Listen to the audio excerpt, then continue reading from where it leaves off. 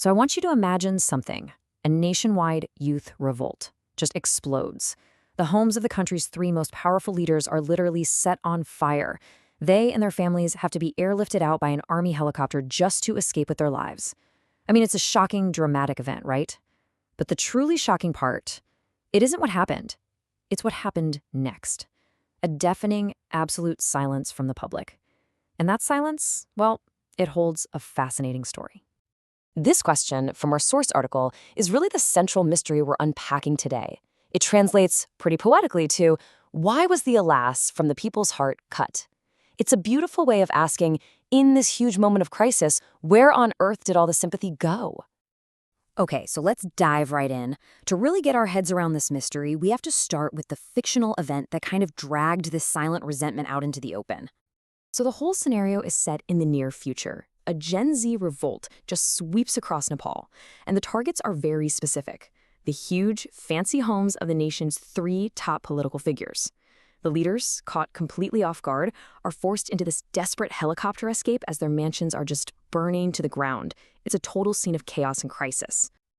But what happened right after was even more revealing.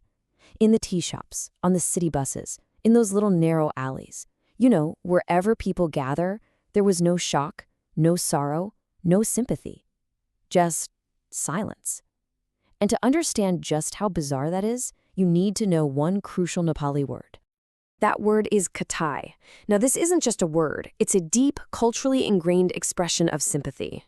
It's what you say when you hear about someone's misfortune, like a shared, collective sigh of sorrow.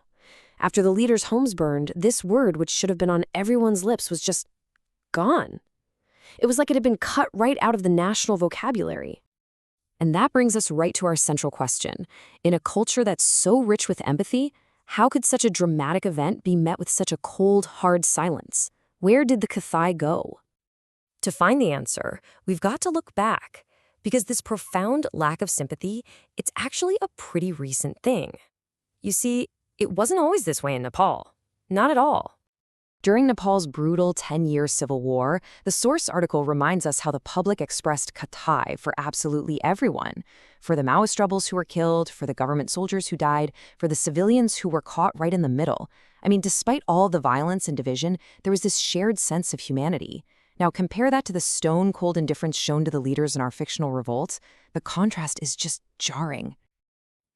After the war ended and after the monarchy fell, there was just this immense hope in the air. People genuinely believed in all these beautiful dreams promised by the new democratic leaders. They really thought, after so much suffering, they could finally live in a just and prosperous Nepal. So what shattered that hope? How did this deep well of goodwill turn into a total desert of resentment? Well, the answer really lies in the actions of three men who came to dominate Nepal's entire political landscape. For decades, Nepali politics has pretty much revolved around these three figures: Sher Bahadur Dubha, KP Sharma Oli, and Pushpa Kamal Dahal, who you might also know as Prachanda. They led the three main political parties and, for all intents and purposes, they led the country. And they basically operated in this closed loop, this political carousel. They just make deals among themselves to take turns being prime minister. The source uses this incredible word mauja, which means a personal fiefdom, to describe how they treated the nation. It wasn't a democracy to be served, it was a property to be enjoyed. And the whole time, the people watched. They saw the deals, they saw the power sharing, and that hope they once had, well, it started to curdle into this long, bitter list of grievances against this ruling class. So in the public's eyes, the system wasn't a democracy anymore. It was defined by these corrupt isms. You had nepotism, where family always came first, a ludocracy, and a briberyocracy, where the state was just plundered for personal gain. And of course, cronyism, where only the inner circles benefited, leaving everybody else on the outside looking in. And you know what made this even more infuriating for people? It was the stark contrast between who these leaders used to be and what they had become. I mean, they all came from humble backgrounds. Ordinary people who once walked the same streets, rode the same buses as everyone else. But now they live like kings in these huge mansions, completely cut off from the daily struggles of the very people they were supposed to serve. And this brings us right to the verdict of our mystery. So where did all this sympathy go? Well, the answer is actually simple, but pretty stunning. The sympathy wasn't gone. It was simply withdrawn. Let's look at one final piece of evidence from the source's fictional scenario. During the attack on her home, Arju Doba, who is a prominent leader and the wife of Share Beheader Doba, was reportedly beaten by the protesters. So what was the public's reaction to this? Well, amid all the chaotic videos flying around, people saw her dog. And their first question, their main concern, wasn't for the leader. It was for her pet.